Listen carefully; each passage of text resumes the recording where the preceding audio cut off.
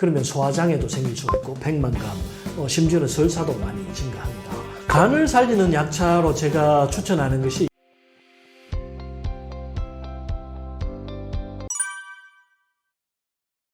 위장이 건강하지 못하면 소화가 안 되죠.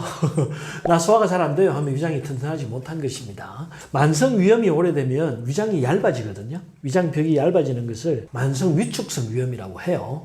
위장도 근육이기 때문에 위장벽이 얇아지면 이 음식을 주물러서 소화를 잘 못하게 됩니다. 그래서 소화불량이 생기고, 또 위장은 음식을 위에서 소장으로 내려보내는 게 주 임무잖아요. 그게 잘 안 되면 위로 역류를 하거든요.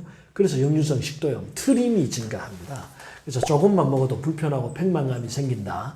트림이 자꾸 발생한다. 뭐 먹지도 않았는데 역류성 식도염이 생긴다 하면 위장이 약해졌다는 신호죠. 그 다음에 이제 위장하고는 관계없이, 먹는 것과 관계없이 위장이 나빠지는 경우가 이제 신경성 위장 질환이죠.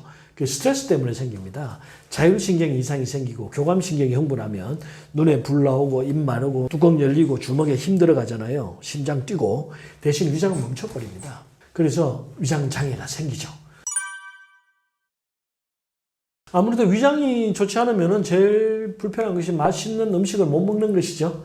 사내 진미가 깔렸는데 TV 틀면 TV 프로의 반은 맛있는 음식 소개하는 거잖아요.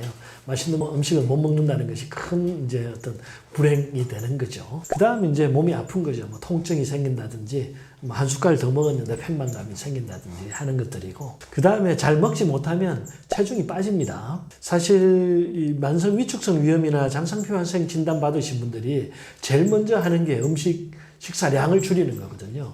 그래서 2, 3개월 만에 막 5, 6kg가 빠져서 옵니다.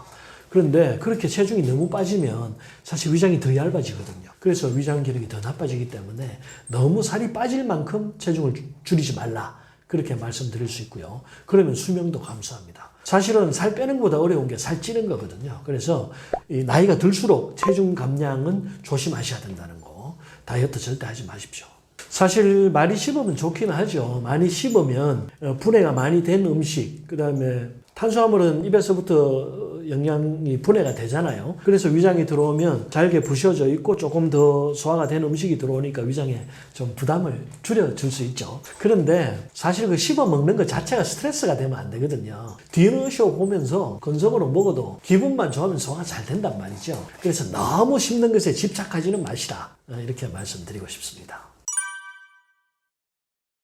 위염이 생기면 제일 먼저 해야 되는 게 사실 염증을 제거해야 되잖아요. 결명자 같은 차가 좋거든요. 결명자의 에모딘이라는 성분이 이 위염을 억제해 줍니다. 그런데 더 중요한 것은 사실 위장의 혈액순환을 살리는 거예요. 위장의 혈액순환이 살아나야 위산 분비가 증가해서 소화를 촉진해 줄 뿐만 아니라 위장벽을 보호하는 점액의 분비도 증가하거든요. 혈액순환이 안 되면 점액의 분비가 되지 않습니다. 우리가 소화 안 될 때 제산제 많이 먹고 나면 소화가 더 안 되거든요. 왜냐하면 위산이 안 나오는 것뿐만 아니라 점액도 나오지 않으니까 위장 보호가 되질 않는 거예요. 그리고 위산을 만들지 못하게 혈액순환을 막아버리면 위장 근육은 혈액 공급을 어디서 받나요? 위장 근육에 힘이 없으면 소화가 되지 않는 거죠.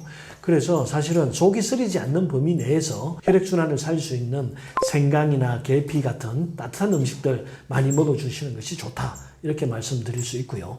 대신 이제 속이 쓰리거나 좀 부담스러우면 생강의 양을 줄이고 대추나 꿀, 결명자를 함께 배합해서 드시는 것이 좋죠. 만성 염증을 제거하는 데는 이제 염증 제거하는 약초를 많이 사용하거든요. 그 중에 제일 많이 사용하는 것이 금은화라고 있습니다. 꽃이 노란색도 있고 흰색도 있어서 실버, 골드 이래서 금은화라고 하는데, 기관지 이런 호흡기 감염이 있을 때 금은화를 굉장히 많이 처방하거든요. 이제 기관지 쪽에만 쓰는 줄 아는데 전신에 염증을 하는데도 굉장히 도움이 많이 됩니다. 사람은 생명이 유한하잖아요. 누구나 100살까지 살면 다 죽는 거거든요. 그게 무슨 말이냐 하면 내 몸은 소모품이란 얘기예요. 많이 쓰면 쓸수록 소모가 돼서 기능이 떨어진다는 걸 뜻하죠. 그래서 눈 오래 쓰니까 눈 침침해지고, 귀 오래 쓰니까 귀 침침해지잖아요. 맛도 잘 못 느끼죠. 오래되면 혀도 침침해지기 때문입니다. 위장도 많이 쓰면 이게 위장의 힘이 약해지게 돼 있어요. 그래서 위장을 덜 써야 된다. 덜 써야 건강한 위장을 보존할 수 있겠죠. 덜 쓰려면 어떻게 해야 됩니까? 많이 먹으면 안 되죠. 소식해야 되고 자극성 음식 줄여야 되죠. 술, 담배 같은 자극성 음식 줄이고 너무 매운 음식 많이 먹지 말고 너무 기름기 많은 음식 먹지 말라는 거. 배 고플 때만 먹자. 그래야 위장을 오래도록 보존할 수 있다. 이렇게 말씀드릴 수 있고요. 그 다음 이제 뭐 쉽게 말해서 탄수화물, 라면, 과자, 빵 이런 것들 먹지 말라고 하죠. 탄수화물이 많이 들어오면 염증이 많이 증가하니까 위장도 염증이 증가하면 손상이 더 빨리 가속화된다. 촉진된다. 이렇게 보면 되고요. 그 다음에 이제 운동 열심히 하셔야죠. 운동하면 뭐 팔다리 근육만 좋아지지 위장도 좋아지냐? 위장도 좋아집니다. 위장을 흔들어 줘야 혈액이 공급이 되고 위장에서 노폐물이 빠져나올 수가 있습니다. 지방간이라는 게 간에 지방이 끼는 것인데요.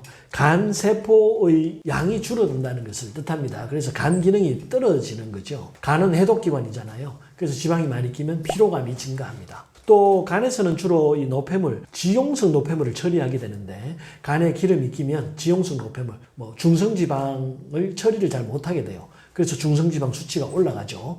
그러면 소화장애도 생길 수가 있고 백만감, 심지어는 설사도 많이 증가합니다. 우리가 간경화가 오면은 되게 설사 굉장히 많이 하거든요. 왜냐하면은 위장 소장에 있는 혈액이 다 간으로 올라와서 한번 해독한 다음에 심장으로 다시 돌아가는데 간에 지방이 꼈거나 간에 염증이 있거나 간에 문제가 생기면 그 흐름이 나빠져요. 그래서 장에 혈액이 정체가 되죠.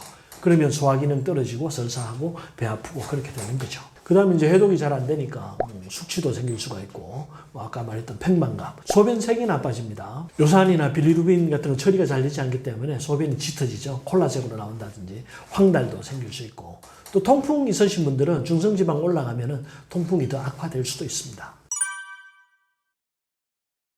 간 건강을 위해서 반드시 끊어야 할 음식은 딱 한 가지 잘 아시잖아요. 그죠? 술이잖아요.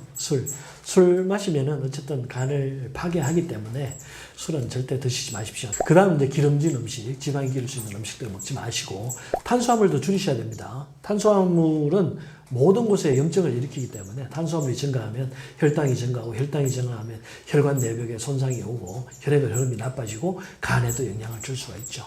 그 다음 과식 피하셔야 되죠. 위장, 소장, 대장에서 흡수된 영양이 전부 간으로 간다고 했잖아요. 많이 먹으면 간에 부담이 갈 수밖에 없습니다. 그래서 과식 피하셔야 됩니다. 간을 살리는 약차로 제가 추천하는 것이 인진수, 구기자, 결명자 약차인데요. 간 기능을 해소해주는 가장 좋은 음식이 쑥이잖아요. 쑥. 인진쑥이거든요. 간을 해독해주는 데는 인진쑥 빠지면 안 되고요. 그 다음에 이제 구기자에 베타인이라는 성분이 들어있는데 손상된 간세포를 재생시켜주는 효과가 있습니다. 그 다음에 결명자는 간하고는 직접적인 연관은 없는데 염증을 치료해주는 에모딘이라는 성분을 가지고 있거든요. 그래서 인진쑥, 구기자, 결명자 세 가지를 배합해서 차로 만들어서 너무 진하게 드시면 안 돼요. 인진쑥은 너무 많이 먹으면 오히려 간염을 유발한다는 보고도 있거든요. 그래서 약차를 만들어 드실 때는 항상 최소한으로 묽게 해서 꾸준히 드시면 좋겠습니다. 연말 연시에 이제 술 많이 마시고 일도 많고 해서 피로를 호소하시는 분들이 많잖아요. 이때 가장 추천되는 영양제가 밀크시슬인데요. 이 밀크시슬이 간에서 이 글루타치온 농도를 증가시킵니다. 글루타치온이 중성지방, 콜레스테롤, 혈당을 내려주는 효과가 있거든요. 그래서 간 기능을 개선해 주죠. 이 밀크시슬이 효과를 내는 이유는 밀크시슬에 들어있는 이 실리말린이라는 성분 때문이거든요. 그래서 외국에서는 실리말린 영양제도 많이 판매하죠. 우리나라에서도 사 먹기도 하는데 이게 한약재 중에 약초 중에 은근키에 더 많이 들어있다고 합니다. 한국산 은근키 대게라고 하거든요. 약초명으로는 여기에 실리말린 농도가 더 높다. 그래서 은근키 차를 만들어 드시는 것도 좋은 방법이 되겠다 이렇게 말씀드릴 수 있죠.